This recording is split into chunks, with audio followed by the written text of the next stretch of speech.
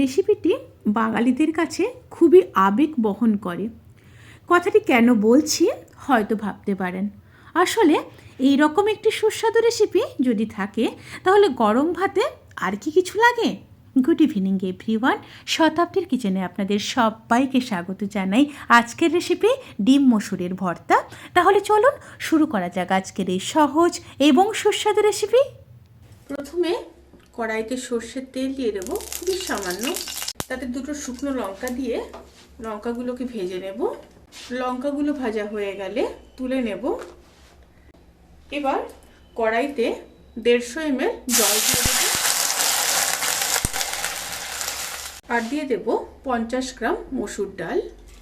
মসুর ডালগুলোকে আগে থেকে ধুয়ে আধ ঘন্টা জলে ভিজিয়ে রেখেছিলাম। সাথে একটা ডিম দিয়ে দেব। ডিমটাকে আগে আমি খুব ভালো করে ধুয়ে আবারও গরম জলে ধুয়ে নিয়েছিলাম। এটা কিন্তু খুবই গুরুত্বপূর্ণ। আমি এখানে 50 গ্রাম মসুর ডালে একটা ডিম ব্যবহার করলাম। আপনারা যদি 100 গ্রাম মসুর ডাল ব্যবহার করেন তাহলে কিন্তু এখানে দুটো ডিম ব্যবহার করবেন। এই অনুযায়ী কিন্তু আপনারা ডাল আর ডিমের পরিমাণটা করে নেবেন। এবার ফুটে আসা পর্যন্ত অপেক্ষা করব। জলটা যখন ফুটে আসবে তখন ঢাকা দিয়ে লো স্টিমে ডাল আর ডিমকে খুব ভালো করে সেদ্ধ করে নিয়ে তারপর ফিরে আসছি। মাঝখানে মাঝখানে কিন্তু 2-1 বার অতি অবশ্যই নেড়ে নিতে হবে। ডাল আর ডিম সেদ্ধ হয়ে গেছে। এবার ডিমটাকে তুলে নেব। ডিম তুলে নেওয়ার পরে ডালের জলটাকে একদম শুকনো করে নেব। ডাল যখন এইভাবে শুকনো হয়ে যাবে তখন গ্যাসের ফ্লেমটাকে অফ করে দেব। অফ করে দিয়ে ডালগুলোকে তুলে নেব।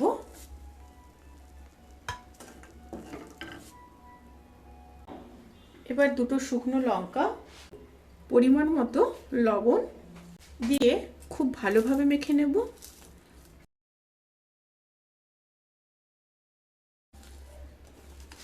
এবার একটা মিডিয়াম সাইজের পেঁয়াজ দিয়ে দিলাম।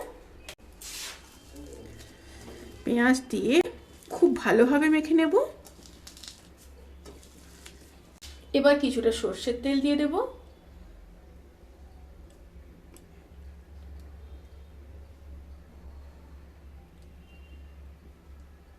আর দিয়ে দেব কিছুটা ধনেপাতা দিয়ে আবারও খুব ভালোভাবে মিশিয়ে নেব।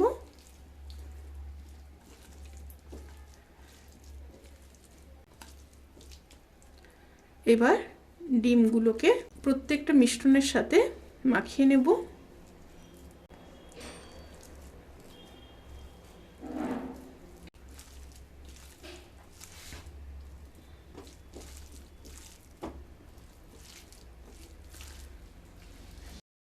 ডিম দিয়ে মেখে নেওয়ার পরে এবার ডালগুলোকে মিশিয়ে নেব। এই ভর্তাটি গরম ভাতের সাথে যে কি অপূর্ব লাগে, না বানালে কিন্তু মিস করবেন, এই গ্যারান্টি আমি দিতে পারি। অবশ্যই ট্রাই করবেন। ভর্তা কিন্তু সার্ভ করার জন্য একদম রেডি। রেসিপিটি কেমন লাগলো প্লিজ কমেন্ট করে জানাতে কিন্তু ভুলবেন না। যদি ভালো লেগে থাকে তাহলে সাবস্ক্রাইব করে পাশে থাকা বেল আইকন প্রেস করে নোটিফিকেশান অল করে রাখবেন। তাতে করে আমি যত রেসিপি দেব সমস্ত লিঙ্ক আপনাদের কাছে পৌঁছে যাবে।